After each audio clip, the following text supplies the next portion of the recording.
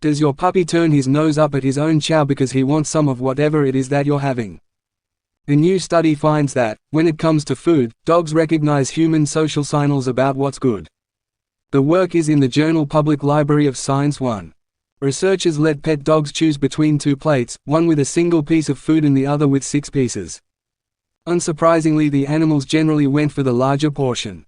But when a human being showed a clear liking for the smaller plate, the canines likewise went for the skimpier choice. The dogs apparently recognized and responded to the humans' social cues. And not all cues were equally effective. When the human approached but did not touch the smaller portion, dogs ignored the attention-drawing gesture. For a social signal to influence behavior, it had to demonstrate intention. And the most effective cues also involved communication, such as looking from the food to the dog and back while talking encouragingly.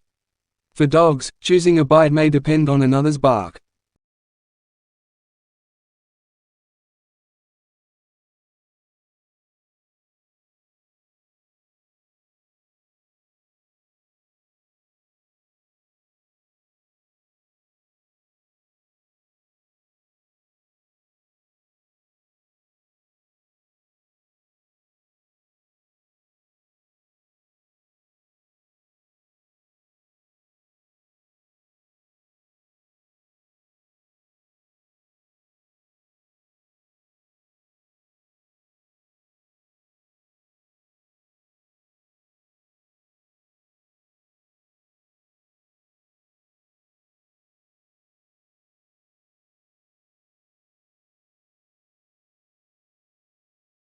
The first inhabitants in Australia were the ancestors of the present indigenous people.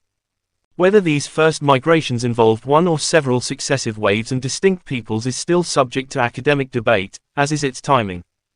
The minimum widely accepted time frame places presence of humans in Australia at 40,000 to 43,000 years before present, while the upper range supported by others is 60,000 to 70,000 years BP.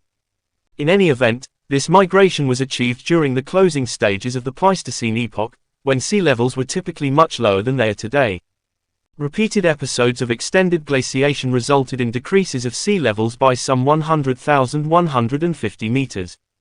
The continental coastline therefore extended much further out into the Timor Sea than it does today, and Australia and New Guinea formed a single landmass, known as Sahel, connected by an extensive land bridge across the Arafura Sea, Gulf of Carpentry and Torres Strait. The ancestral Australian Aboriginal peoples were thus long established and continued to develop, diversify and settle through much of the continent. As the sea levels again rose at the terminus of the most recent glacial period some 10,000 years ago, the Australian continent once more became a separated landmass. However, the newly formed 150 kilometers wide Torres Strait with its chain of islands still alive.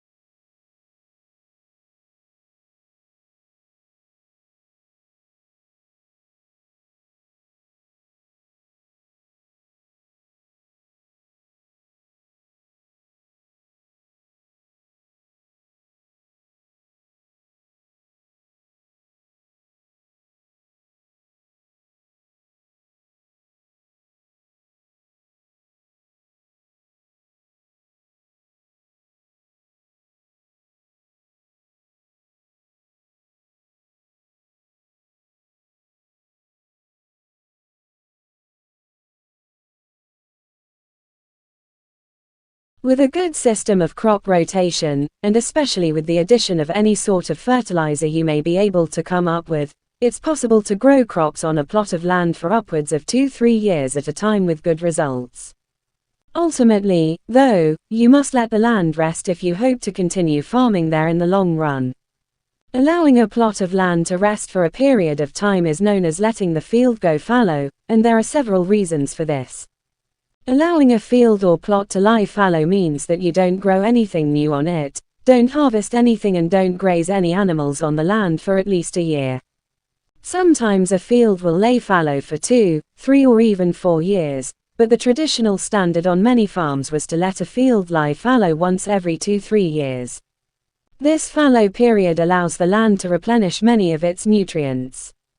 The root networks of various grasses or ground covers, like clover, have a chance to expand and grow, which further strengthens the soil and protects it from erosion.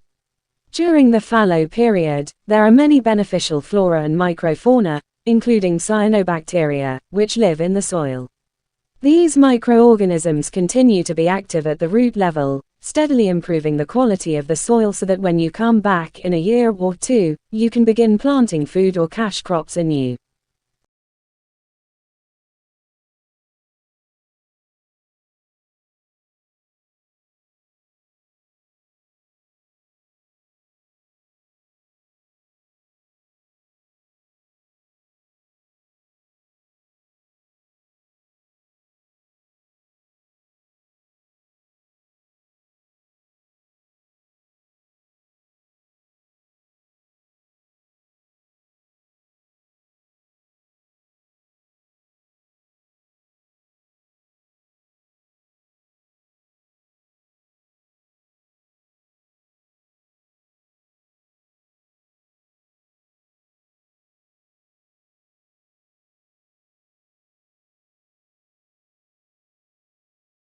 As economic troubles flare up around the globe, the earning estimates of American firms who do business abroad begin to flatten.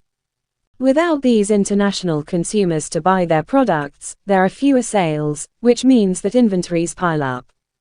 When there is more supply than demand, prices go down. Lower prices would normally cause demand to pick up, but in an uncertain economy people tend to postpone purchases. We see this tendency in the American economy with computer products where consumers believe that the prices will go down if they wait another 6 months, so they decide to hold off. This tendency causes further gluts in the market, which eventually leads manufacturers to slow production. They lay off workers, causing domestic consumption to fall further since there is less money to buy goods. These effects ripples throughout the economy and create a deflationary spiral that can lead to a recession or even a depression.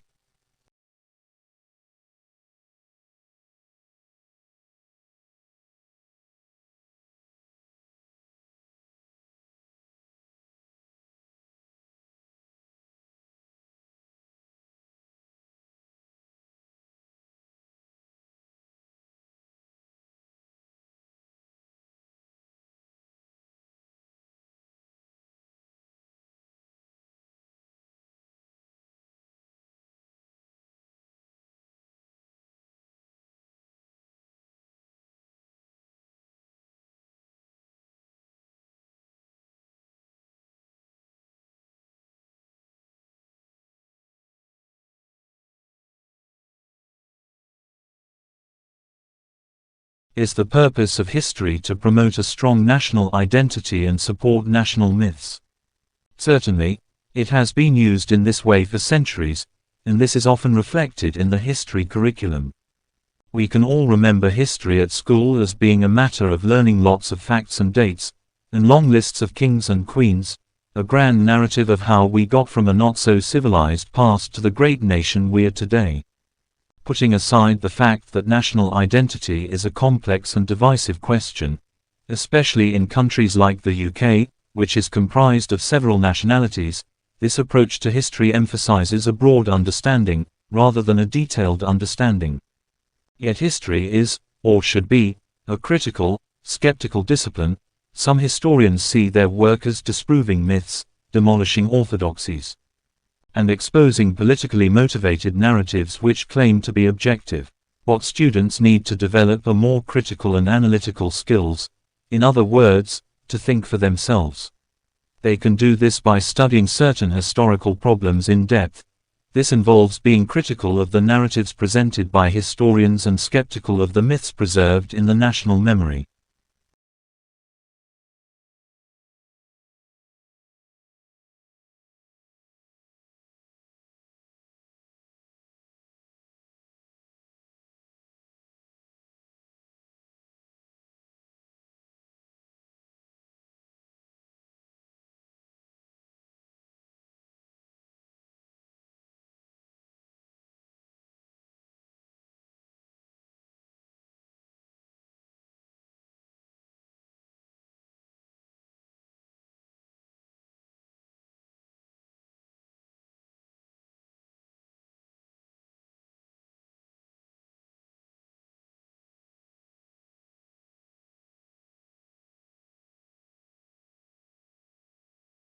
An international team of scientists is set to go to Arctic to investigate the Greenland shark longevity mystery.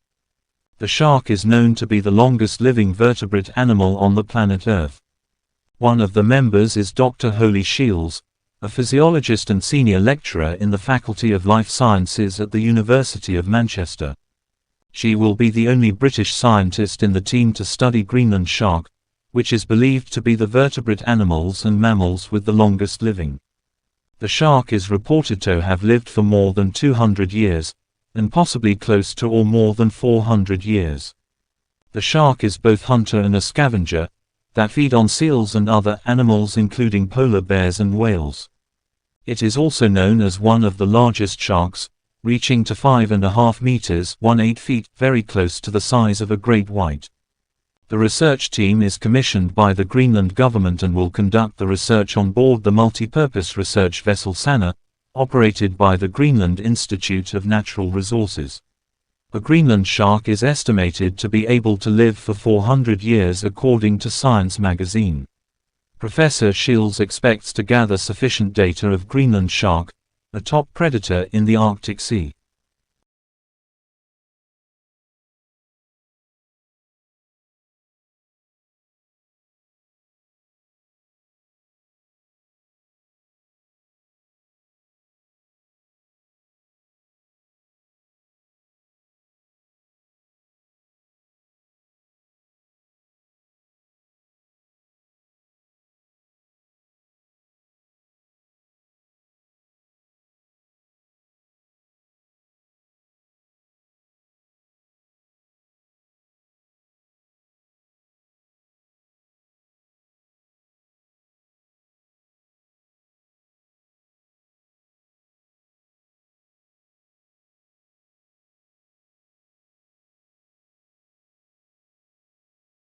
His product life cycle has 4 very clearly defined stages, each with its characteristics that mean different things for businesses that are trying to manage the life cycle of their particular products. Introduction stage. This stage of the cycle could be the most expensive for a company launching a new product. The size of the market for the product is small, which means sales are low, although they will be increasing. On the other hand, the cost of things like research and development, consumer testing, and the marketing needed to launch the product can be very high, especially if it's a competitive sector. Growth stage. The growth stage is typically characterized by strong growth in sales and profits, and because the company can start to benefit from economies of scale in production, the profit margins, as well as the overall amount of profit, will increase. This makes it possible for businesses to invest more money in promotional activity to maximize the potential of this growth stage. Maturity stage. During the maturity stage, the product is established and the aim for the manufacturer is nowadays onto market share they have built up. This is probably the most competitive time for most products, and businesses need to invest wisely in any marketing they undertake.